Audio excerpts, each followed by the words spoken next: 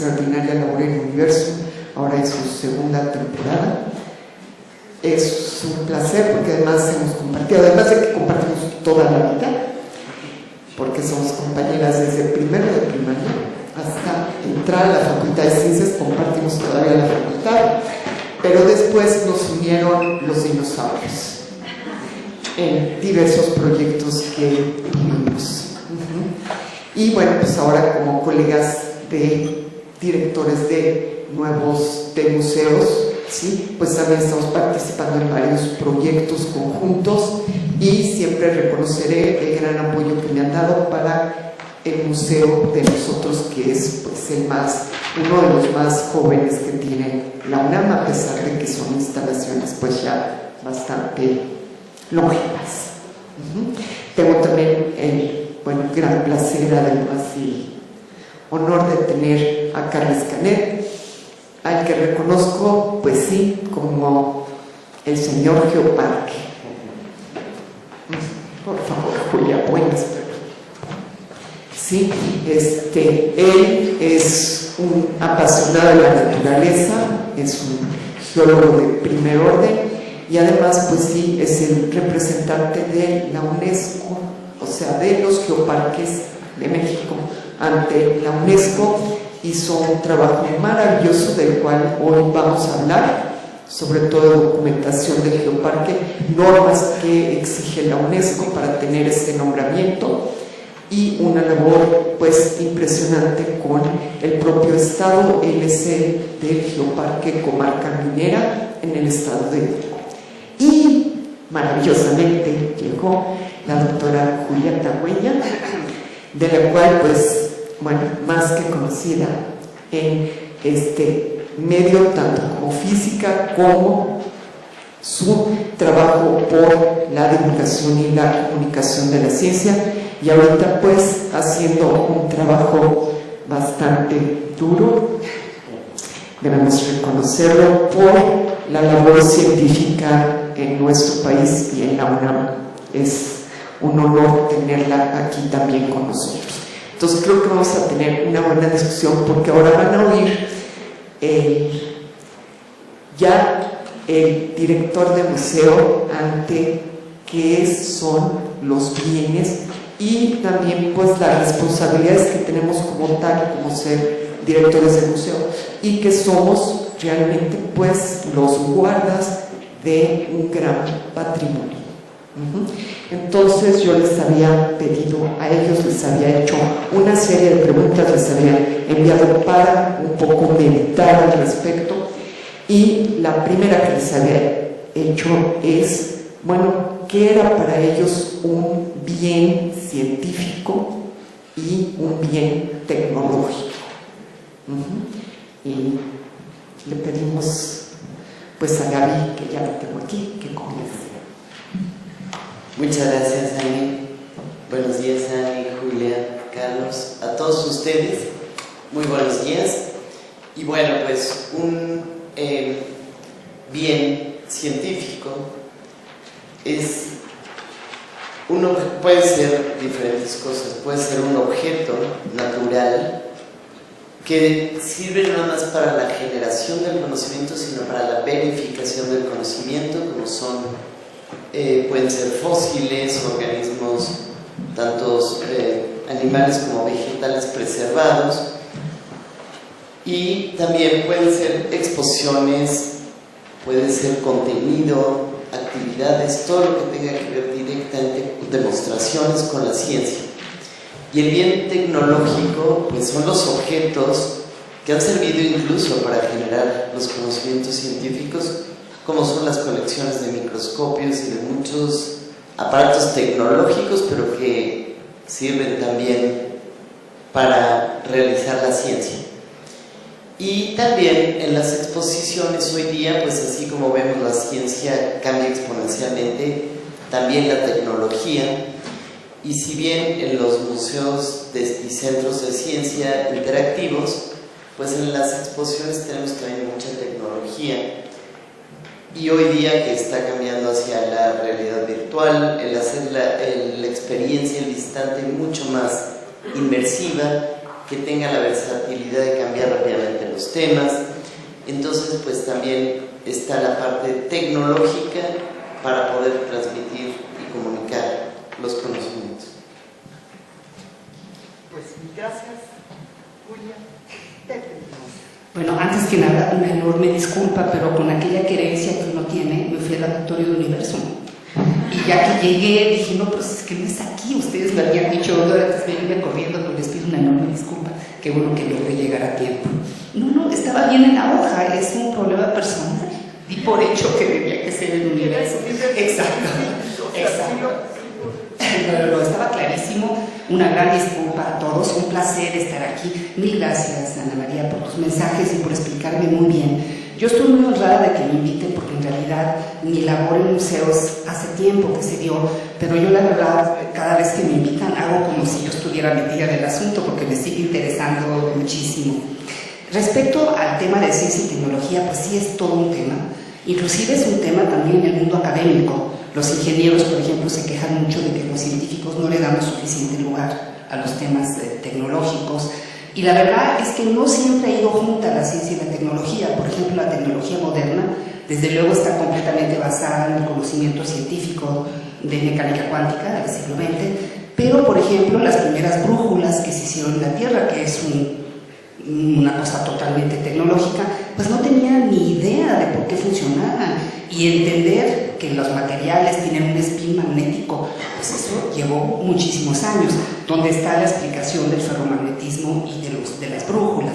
Entonces, no siempre va absolutamente unido, y a veces la tecnología se adelanta a la ciencia o se vuelve la tecnología como una aplicación de la ciencia.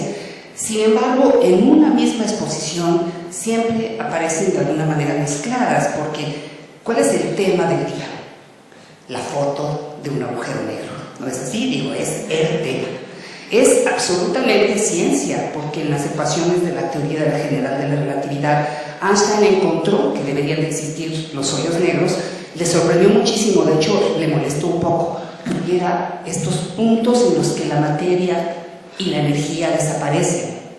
Sin embargo, un poco más de 100 años después, se saca la foto de esta predicción matemática, completamente matemática, de unas ecuaciones. Pero ¿cómo se pudo hacer esa foto? Bueno, pues con una tecnología absolutamente espectacular, ¿no? Con estos grandes telescopios milimétricos como el nuestro, que es el más grande de un solo plato en el mundo, y esta tecnología tan elaborada es la que permitió este resultado científico.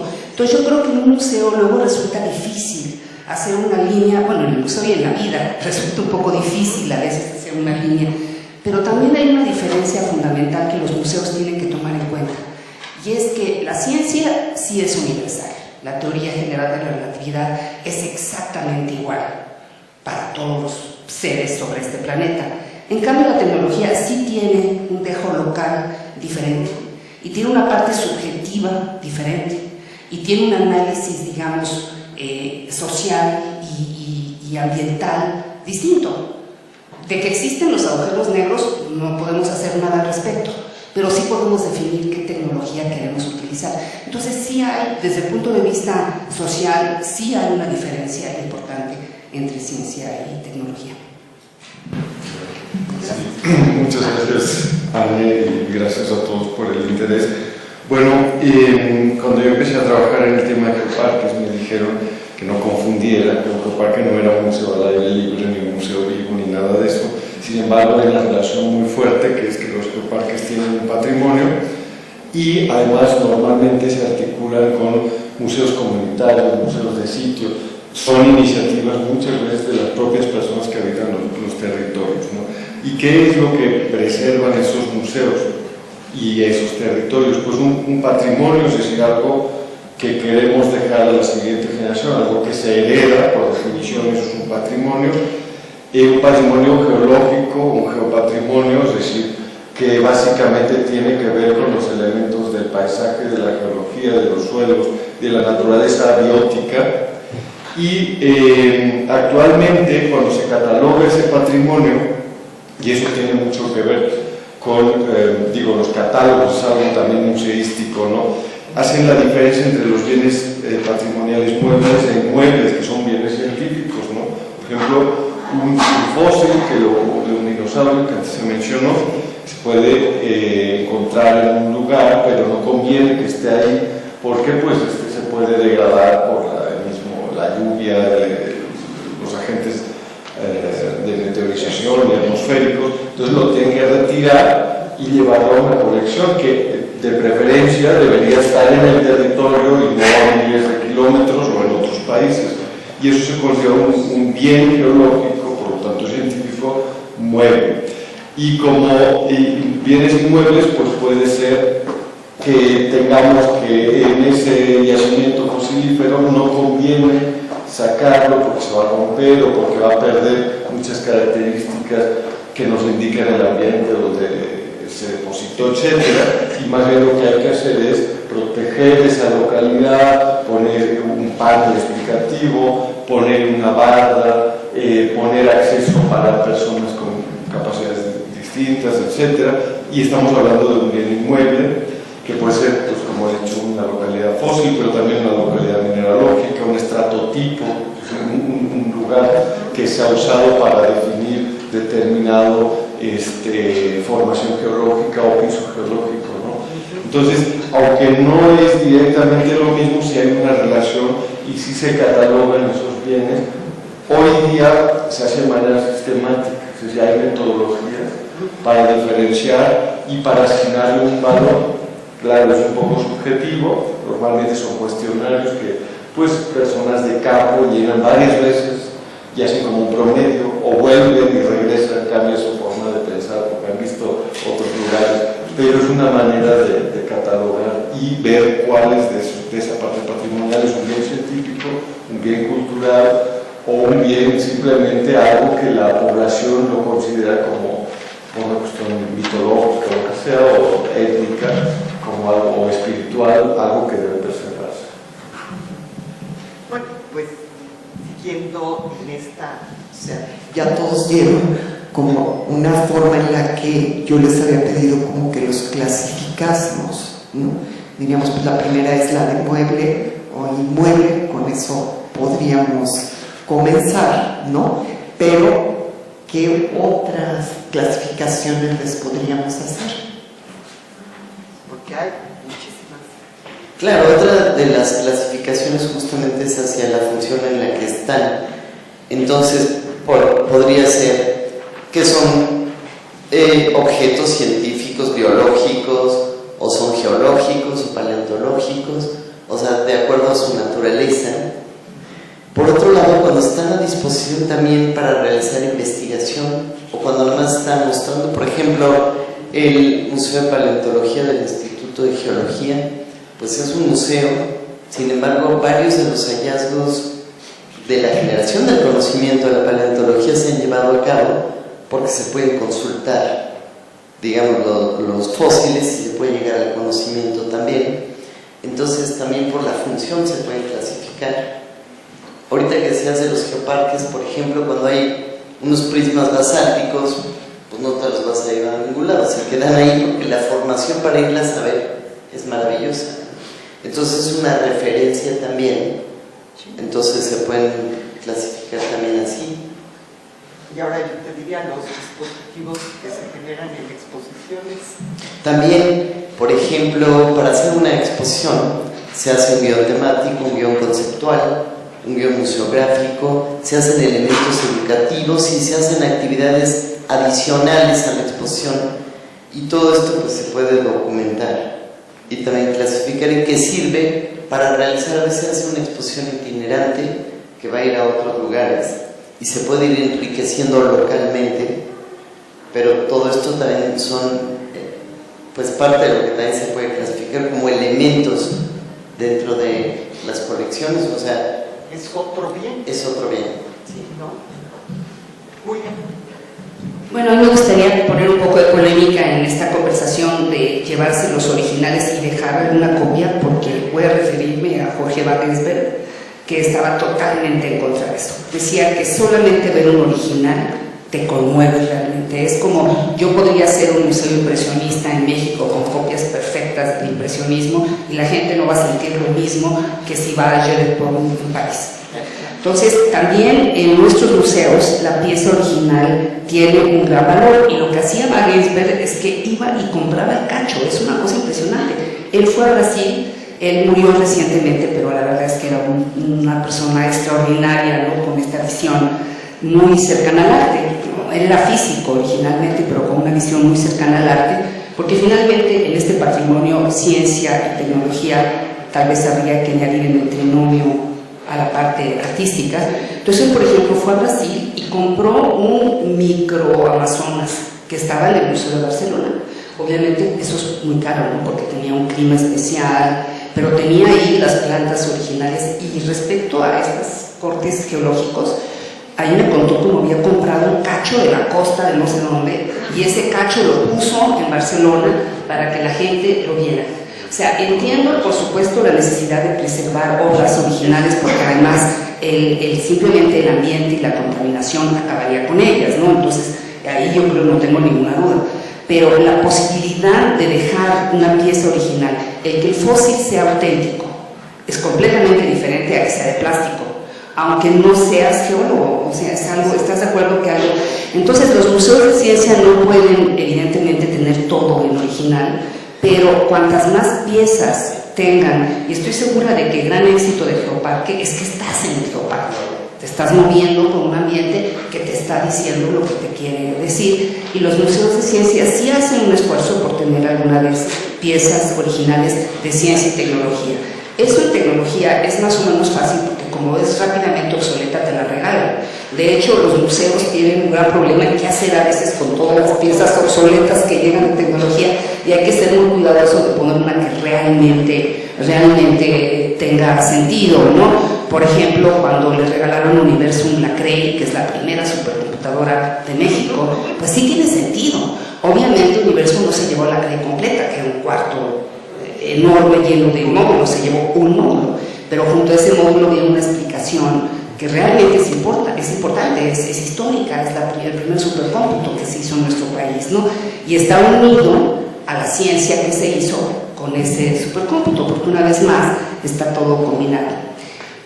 Creo que también, una vez dicho lo de la parte original, la ciencia, sin embargo, requiere mucho de simulaciones, y es inevitable que se use multimedia y se use simulaciones de medios, como por ejemplo, pues es evidente que todo lo que tiene que ver con física atómica, si realmente quieres tener un poco de percepción, pues no te van a dejar usar un microscopio electrónico, te van a poner, que por cierto también esos otros obsoletos ya aparecen en los museos, pero se pone al lado, se ponen imágenes que no están en tiempo real, porque el visitante pues no puede ser un experto en utilizar el microscopio electrónico. Entonces, la ciencia definitivamente, por supuesto que requiere de cosas que son imágenes, videos, multimedia, por la imposibilidad de hacer un experimento de nivel laboratorio en un museo, pero sí se puede ambientar de tal manera que la gente se pueda sentir cercana de esa foto del microscopio electrónico, que te hace ver cosas que nunca verías con tus ojos, ¿no? Muchas gracias. Bueno, y de esta clasificación, a veces lo que nosotros tratamos de hacer es asignar un valor a un bien patrimonial natural en este caso, y lo primero que hay que hacer en nuestro caso es diferenciar si se trata de un valor didáctico, de un valor científico o de un valor turístico. A veces coincide y a veces no. Puedes tener un lugar de gran valor científico, como decíamos, un estratotipo o un pequeño horizonte donde se registra la caída del Chicxulub, pero si va alguien no va a ver nada, ¿no? Entonces no tiene valor turístico y no vale la pena tal vez abrirlo mucho. Un poco sí, porque lo que comentabas antes, interesante, la gente le gusta mucho algo que en inglés dicen sense of place, la sensación de estar, ¿no? Por eso hay gente que va a donde se filman las películas o a donde se libró una batalla, ¿no? Y eso genera una economía, ¿no? Y tal vez se toman una foto donde hubo una batalla, eso es lo típico en Estados Unidos, y no hay nada, hay un prado, ¿no? Pero se toma una. Entonces, finalmente, hay que ver esas cuestiones, ¿no? Y a veces sí tenemos que algo es muy didáctico porque ejemplifica un proceso natural, geológico en este caso, de una formación, y que una persona sin una preparación, digamos, especializada, pero con ganas de entender y con un material suficiente, un panel, una explicación, una audioguía, un libro, puede salir de ahí con una visión mucho más enriquecida de lo que es su entorno, ¿no?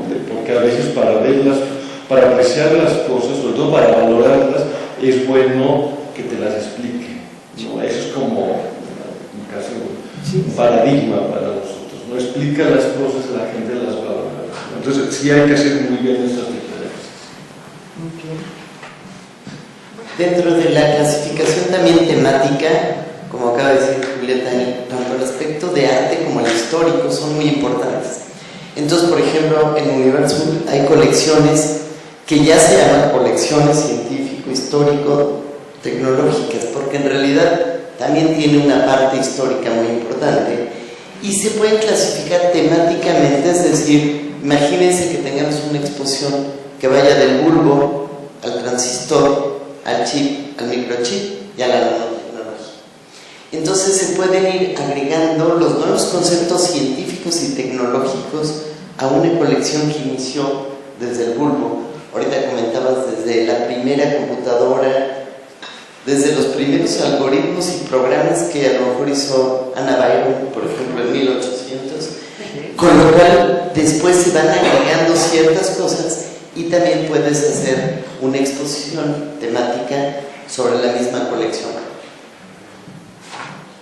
Yo ahí les diría, estarán de acuerdo conmigo, que para llegar a ser a lo mejor un folleto de este estilo, pues hace falta también mucha investigación. O sea, tenemos que fundamentar, estarán de acuerdo conmigo, o sea, qué exposiciones que han manejado, o sea, toda la investigación previa, y eso también para mí sería un bien científico, ¿no? Que también tendría que quedar catalogado y que lo pudiéramos consultar, ¿no?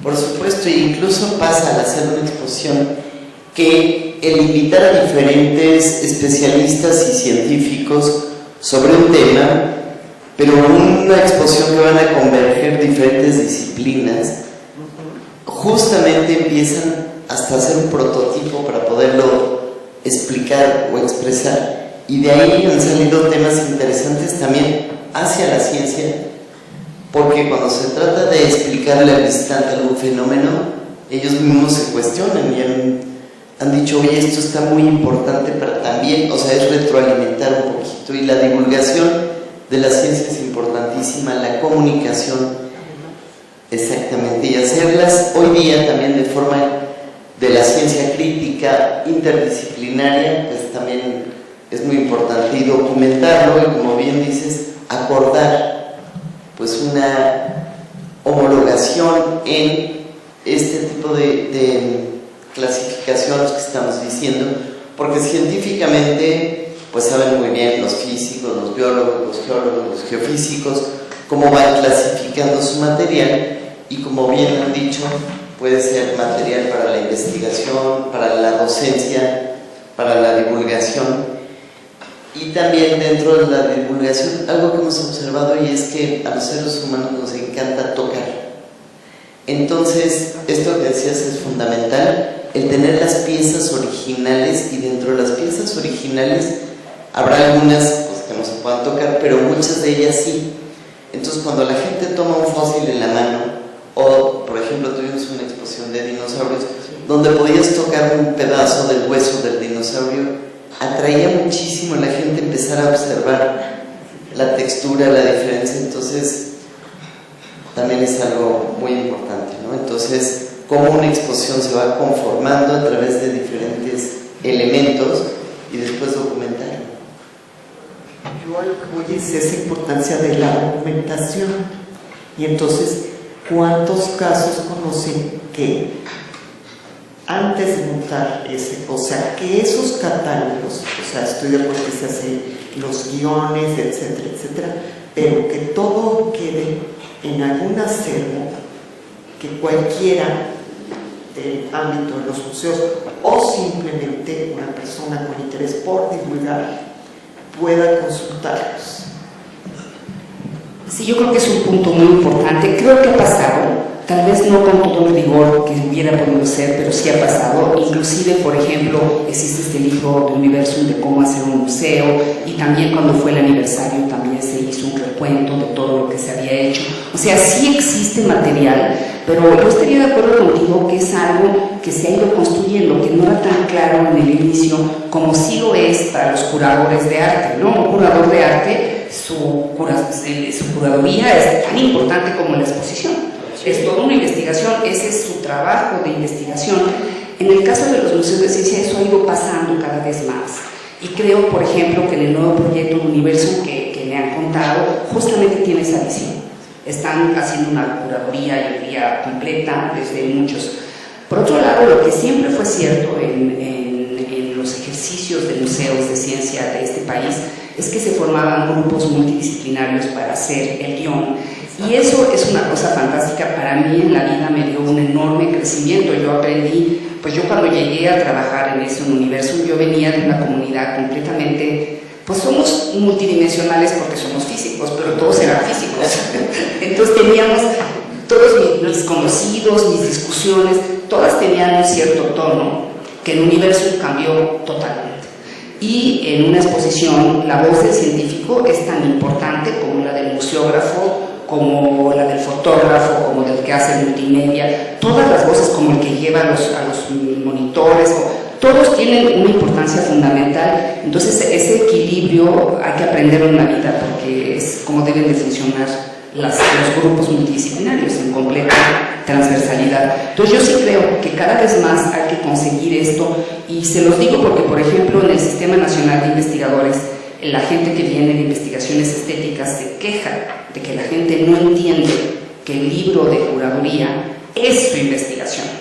Lo viven como un catálogo, ¿no? Como un catálogo cualquiera que empieza número 1, cuando en realidad no es así, son años de llegar a ese producto, y lo mismo deben de hacer, yo pienso, todos los museos, ¿no?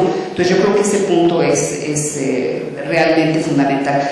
También me gustaría mencionar algo muy rápidamente, como comentabas, Ana María, estamos en un momento de cambio en el que ha habido muchas conversaciones alrededor de qué sistema de ciencia, tecnología e innovación queremos en nuestro país, pero hay un tema unificador, que son ustedes. Todo el mundo está de acuerdo en que tiene que haber comunicación pública de la ciencia, todo el mundo está de acuerdo en que debe haber museos de ciencia, museos de arte. O sea, la difusión de la ciencia y la cultura es un tema muy unificador, y siento que es un momento muy importante en que la voz de los comunicadores se escuche, porque es una voz tolerante, es una voz incluyente, y es una voz que nos va a permitir ponernos de acuerdo en algo, ¿no? Porque hay cosas en las que va a ser más difícil, pero en el tema de la comunicación pública y el tema de los museos, realmente es un gran momento para que en México sus voces se escuchen, se vuelvan una voz pues unificadora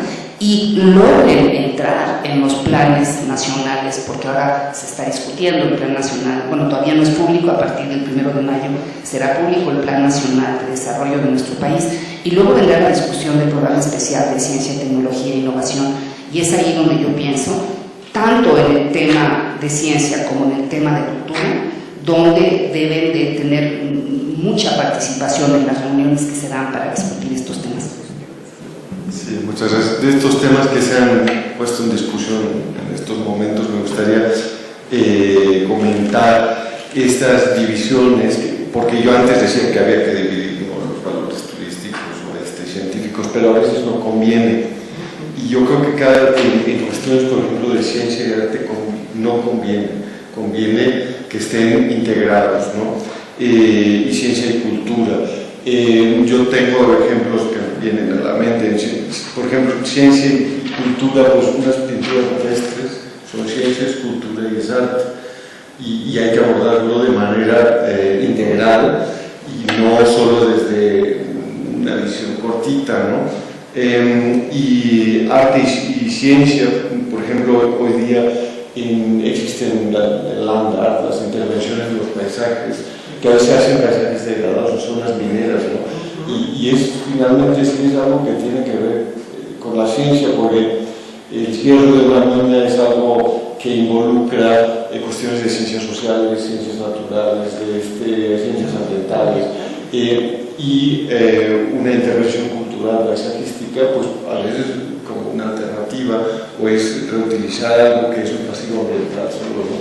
Y casualmente, pues de estética nosotros tenemos asesoría como parte de través del doctor Peter Krieger, que él defiende mucho la geoestética y los paisajes, su valorización desde la época, digamos, por ejemplo, de Humboldt, que lo puedes definir como científico, pero también como turista, también como artista, porque tenía una visión de los paisajes que queda plasmado en los bocetos que hacían todos los dibujantes que lo acompañaban y todo, ¿no? Que realmente es bonito, ¿no? Y esa visión artística le resaltó algunos elementos que se fueron a las discusiones científicas del siglo XIX, ¿no? Entonces sí creo que es súper importante no clasificar, digamos, sí clasificar, pero no poner barreras y hacer un enfoque transdisciplinario y comunicarlo de esta manera hacia la gente, ¿no? Y coincido totalmente que un proyecto, no importa qué tan teórico sea, si no tiene comunicación, no tiene valor, porque si se lo quedan unas poquitas personas, y comunicación ni siquiera me refiero a que vayas a un congreso y lo expliques a los otros que entienden exactamente lo mismo que tú, que han estudiado lo mismo, sino comunicación a gran escala, ¿no? Y es una deuda porque la gente, digamos, es el dinero de la sociedad que se está invirtiendo. Bueno, ya quería nos platicaras nada más brevemente, pues la guía del Geoparque. ¿Qué les puedo decir? Bueno, me tocó revisarla como encargada de la sección editorial de divulgación y bueno, o sea, no era eso, o sea, era todo un trabajo científico y le digo, lo mejor o sea, los invito a que traten de adquirirla. La guía concreta en pequeño, que digo, esto fue el perfume, o sea, el destilado más fino de todo el trabajo. Entonces, si nos platicas nada más un poquito. Sí, creo que sí. Sí, bueno, muchas gracias.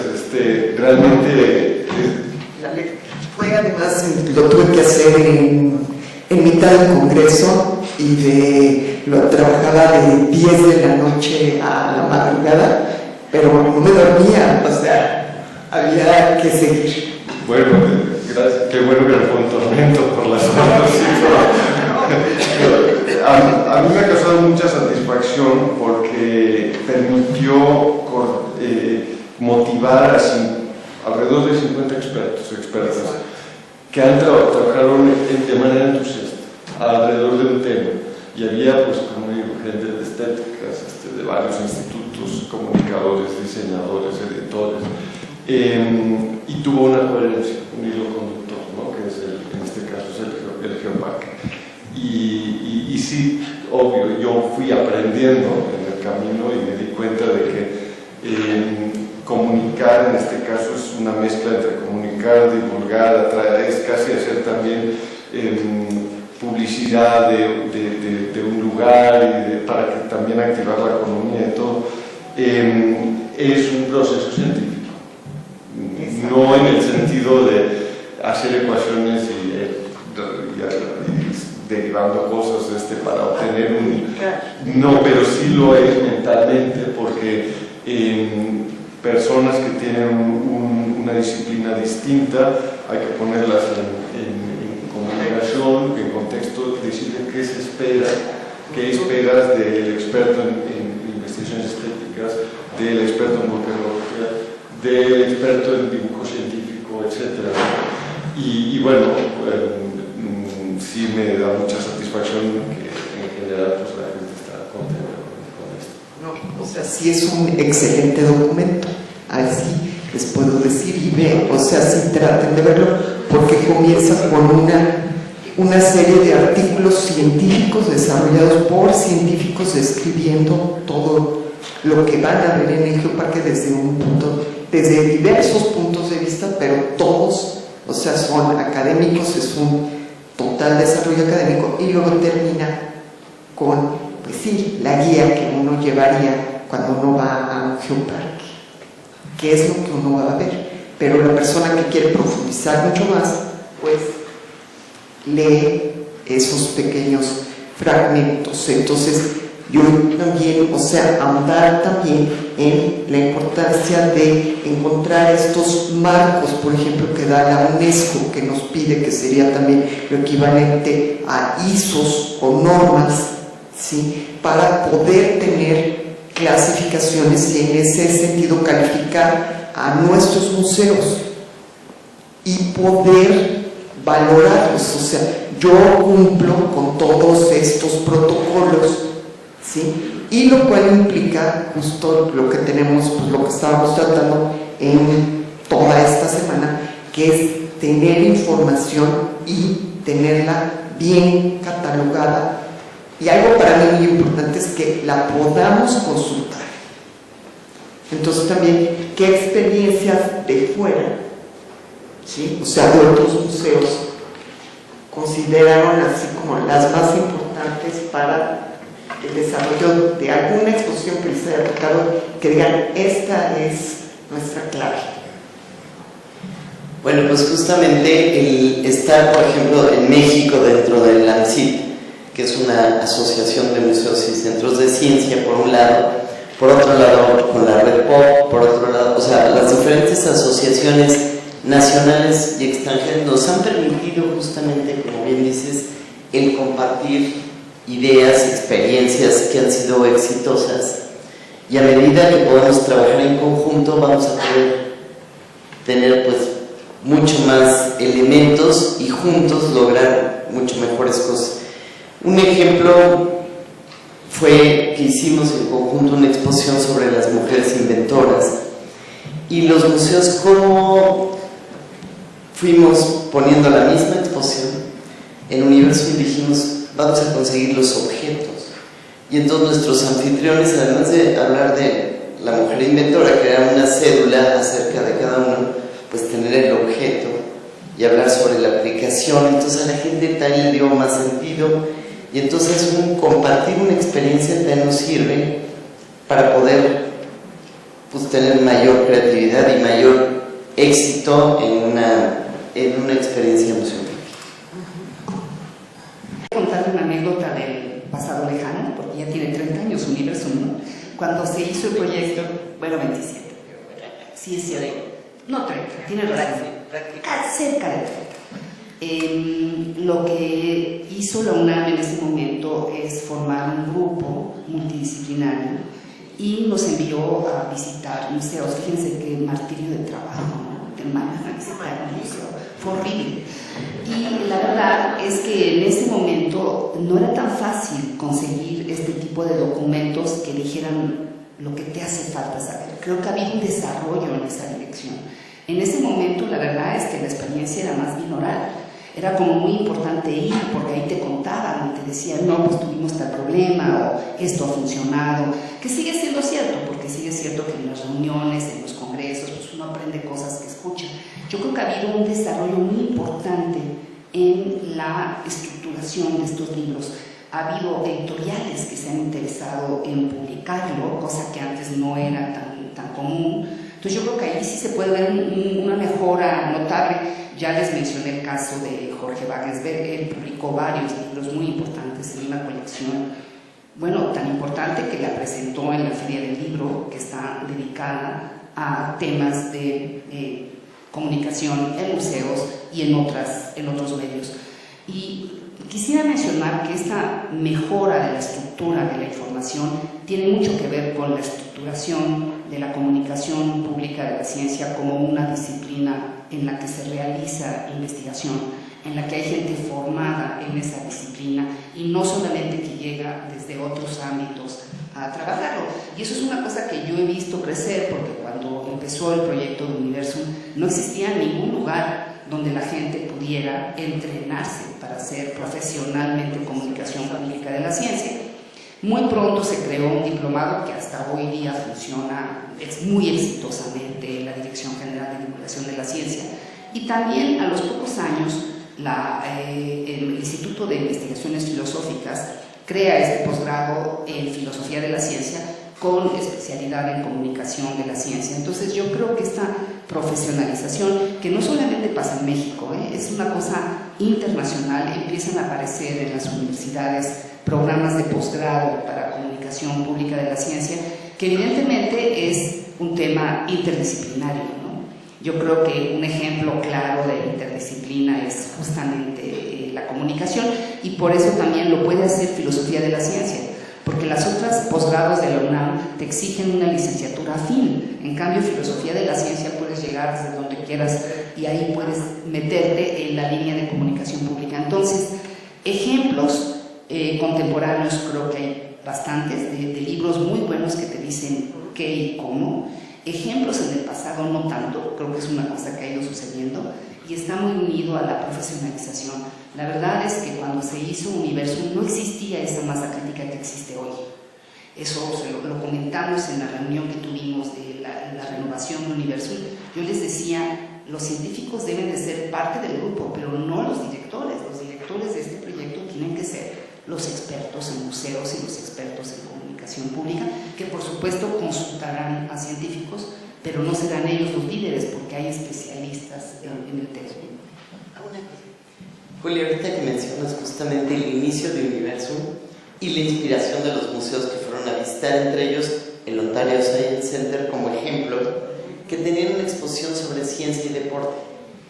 Y de ahí empezaron a hacer una exposición sobre ciencia y deporte, que por cierto aquí mismo se montó, fue muy exitosa, y al ser un museo universitario también, Universum, y participar gente del deporte, de medicina y demás. Bueno, pues la CONADE dijo, pues ¿por qué no nos la llevamos a Barcelona? Se fue a Barcelona a la exposición y ganó una medalla de oro en las Olimpiadas.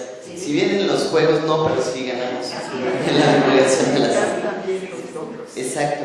Y además algo muy interesante que surgió cuando hicieron Conoce tu Cuerpo, a propósito de esta exposición, que los estándares se tenían nada más pues a nivel general, pero no nacional, no de México.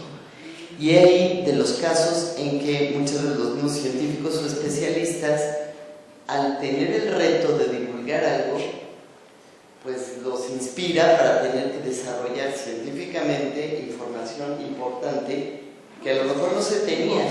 Y entonces también ahí se recibió un premio porque se hicieron los estándares mexicanos sobre las medidas, porque te iban a medir el cuerpo y muchas otras cosas, y no estaban las medidas mexicanas. Entonces ahí se hizo todo el estudio y se detuvieron también. Sí, solo para completar la anécdota, Jorge Flores es lo menos deportivo que se puedan imaginar. Y cuando recibió la presea al deporte, bueno, no tienen una idea de la cantidad de bromas que recibió con ese asunto. Antes se han mencionado los grupos, asociaciones de museos y todo, y también se dijo de la UNESCO. Bueno, en el caso que yo conozco, ¿no? La UNESCO tiene varios programas como los Centros de la Biosfera, Geoparques, Patrimonio Mundial, y teóricamente hay que trabajar siempre en redes. Digo teóricamente porque no todos los programas se acoplan a eso también, pero hay que decir que el de Geoparques es con diferencia el mejor. Es decir, los geoparques sí se reúnen en redes regionales en Europa, en América Latina, en Asia, cada año, y cada 2 años se reúnen a nivel mundial, y ahí es cuando se ven esos estándares. Están articulados en grupos de trabajo, por ejemplo, hay un grupo de trabajo de educación, otro museo. Entonces, esas personas son voluntarios, ¿no? Es decir, hay gente que trabaja en determinado parque en Grecia, en China, o sea, en Tanzania, dicen, yo tengo un museo de sitio así, comparten las experiencias. Entonces sí es súper importante el trabajo, definitivamente.